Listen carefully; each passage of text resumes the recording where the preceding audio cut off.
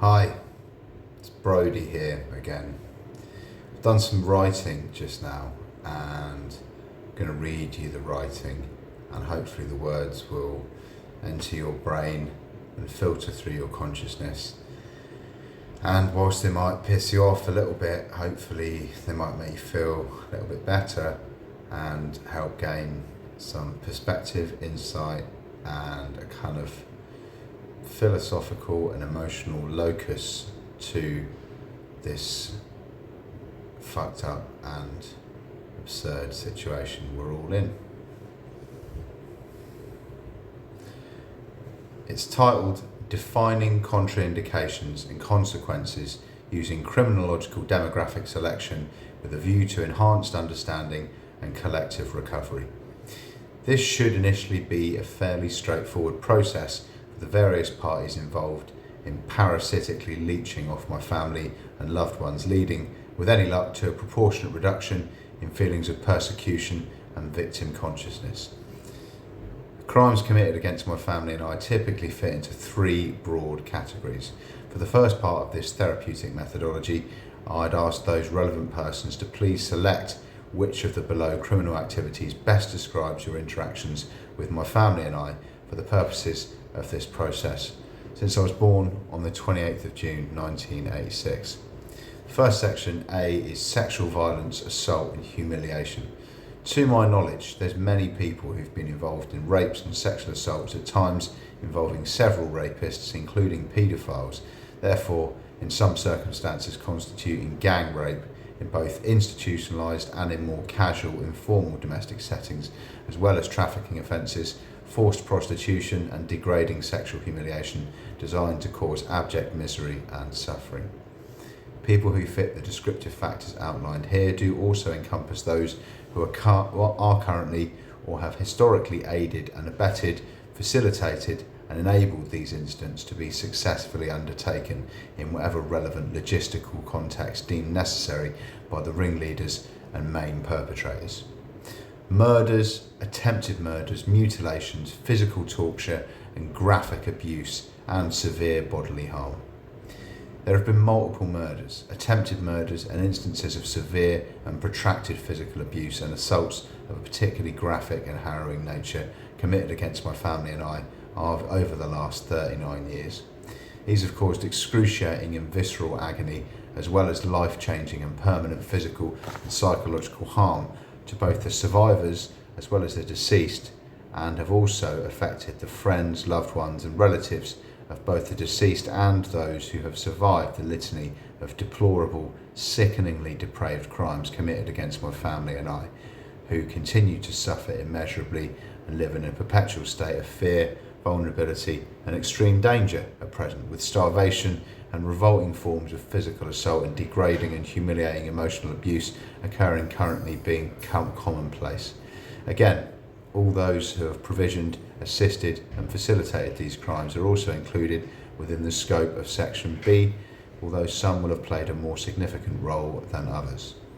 Section C is entitled Sequestering of Funds, Equity, Property or other stores of monetary wealth, including currency, stocks or cash gained unlawfully from my family, my loved ones and I via either theft, fraud, forgery, deception, counterfeiting, perjury, extortion or any other instance of dishonest financial misconduct or financial abuse and coercive control.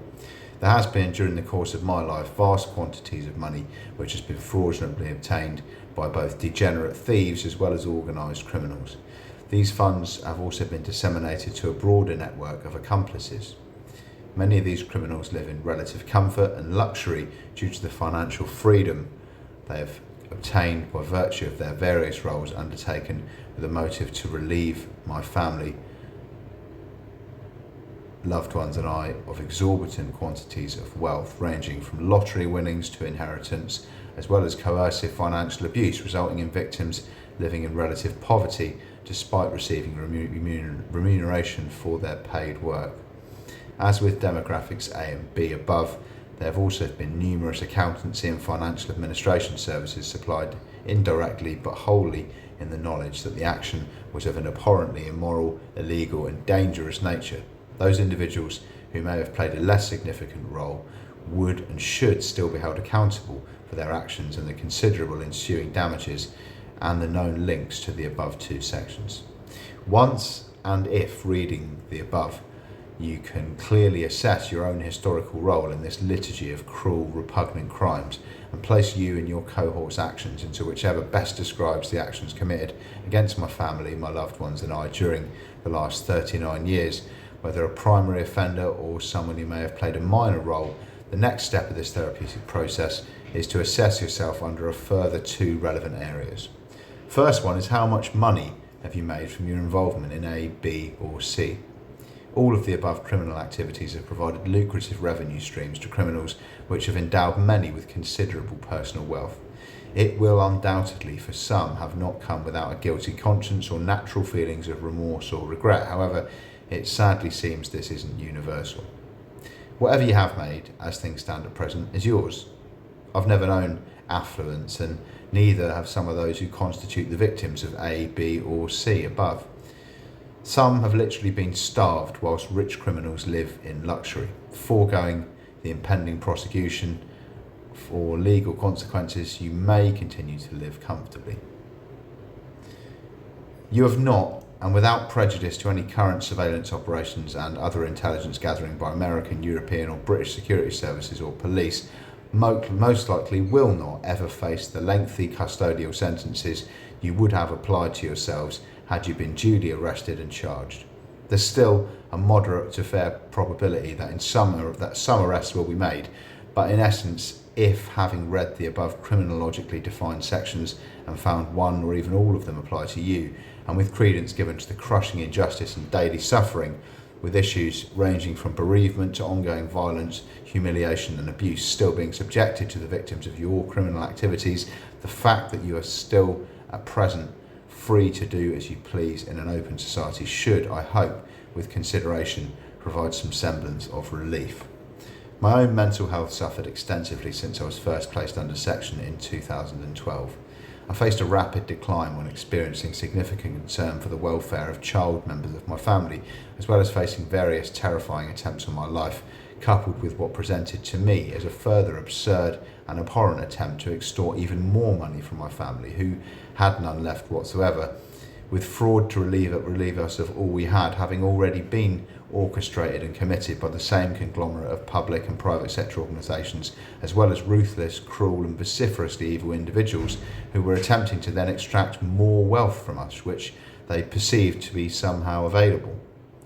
In the face of years of anguish, torment and fraudulent deception, as well as the loss of both my parents and the conscience of the risk and ongoing suffering of my surviving family members, I declined into an extremely destructive and retrospectively incomprehensibly naive and vindictive state of obsessive, psychotic and fanatical aggression.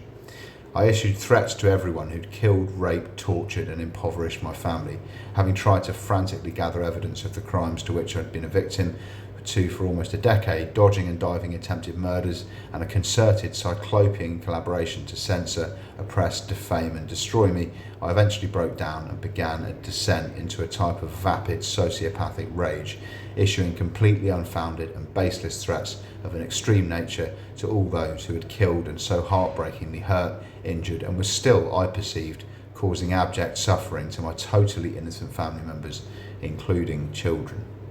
Discretion is a better part of valour is a Shakespearean quote. So, without being insincere, tactless, unsympathetic and indiscreet, I'd like to attempt in part to at least mitigate or relieve where possible any feelings of victim consciousness or loss which might have occurred as a result of my threatening and intimidating affectations. I didn't, in the face of the crimes listed above, ever take a weapon and try to kill or even harm anybody involved. I didn't, in the face of the crimes listed above, ever attempt to defraud or indeed sexually assault or humiliate anybody who had committed the same crimes against my family. I never aimed to harm a hair on anyone's head, especially innocent parties. I did, however, issue empty threats.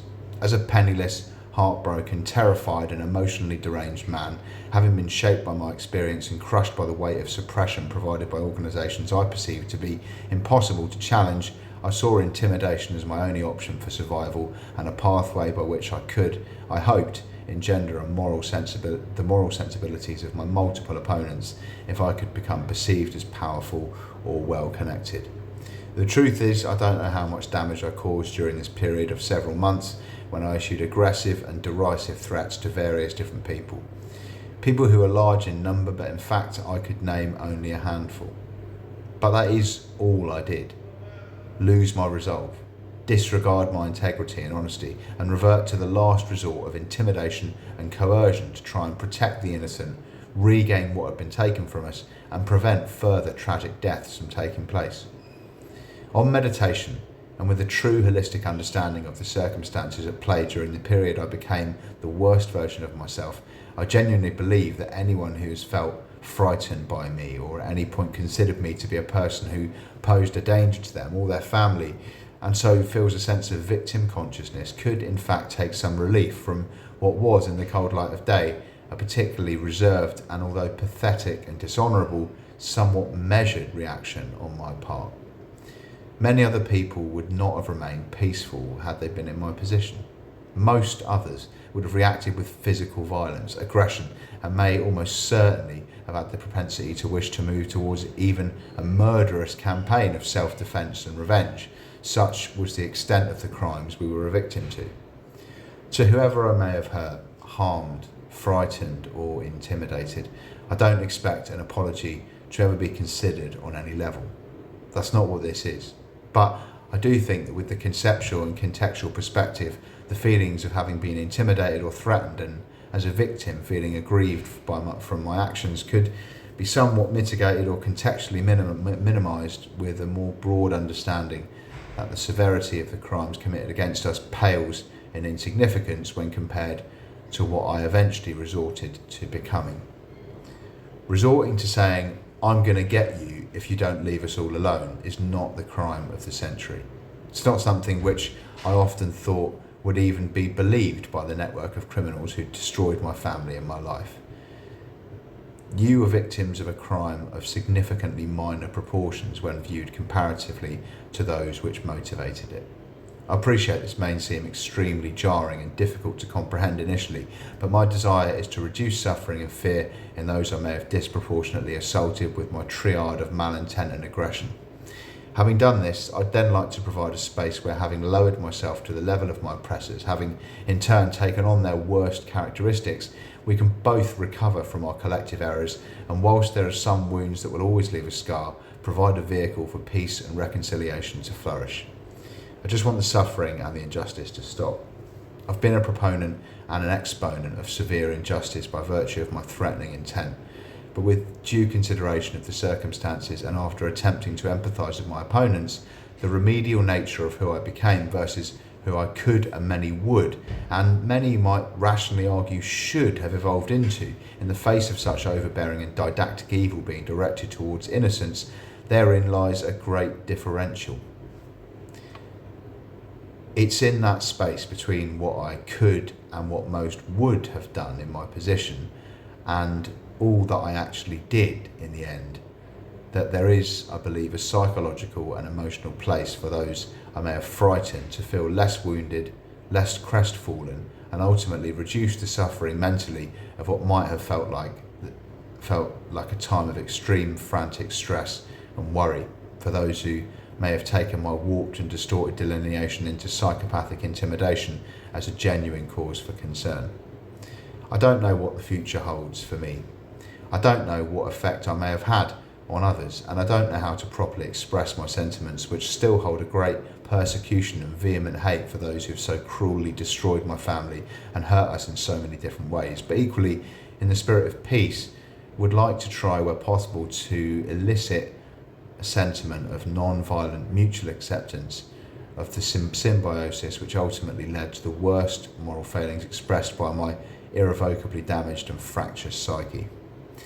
Simply espousing words to the effect of, "I could have done a lot worse," coupled with, "what you guys did to us was far worse," isn't necessarily going to provide a format for recovery for everyone. I still feel angry. I still feel morbidly depressed. I still feel powerless. We still grieve the loss of our innocent family members.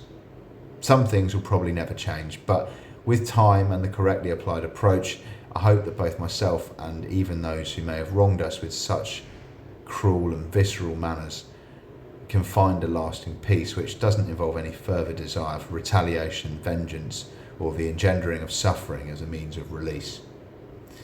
I'm often overwhelmed by the conceptual injustice and tragedy of my situation. I'm certain there are others who might feel the same way if they were in my position. The solution to war is peace. These are easy words to say, but not easy to translate into an emotional context when we feel a sense of injustice.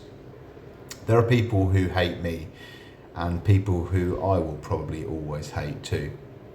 Whilst that seems like an impossible situation, not worthy of an iota of thought, for a nanosecond I do genuinely believe that there is a possibility for a lasting cessation of the aggression and injustice still being perpetrated against my family and I, and the reactionary desire and necessity for myself to therefore attempt to defend us using whatever means necessary. I hope this makes sense, and I hope, for better or worse, that everyone is going to be okay.